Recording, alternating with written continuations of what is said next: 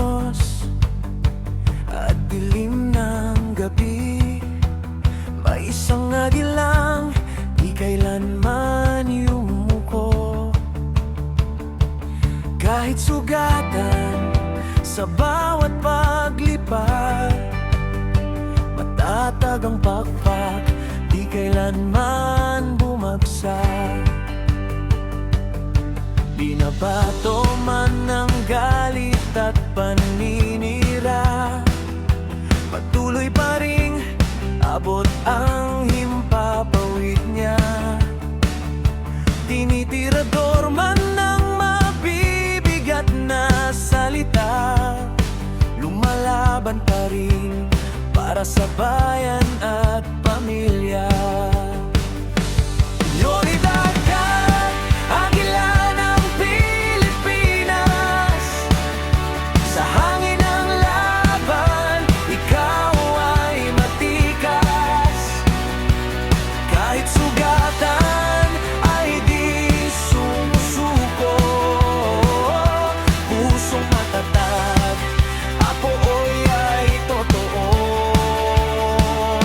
Mula sa pugat hanggang kalangitan, pag-asa ng bayan ay iyong tangan. Sa bawat punos ay muling sisigla. Sara Duterte, matatag na agila.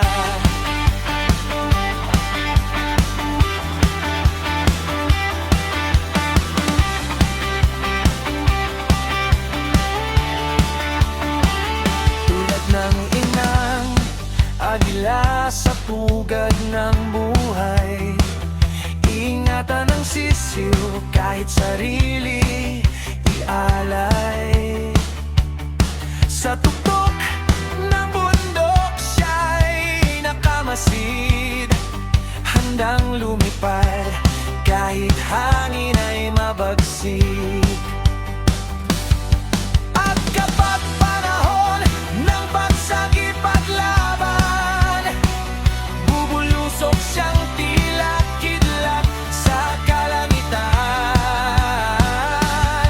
Walang takot sa unos o sugat ng panahon, dahil ang puso niya'y di matitinag ngayon.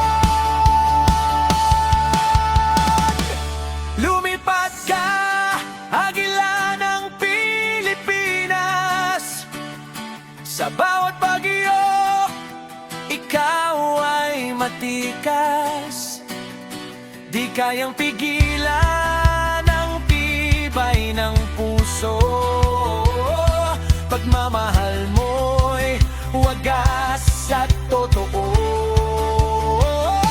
Mula sa pugad hanggang kalangitan, pangalan mo'y sigaw ng bayan.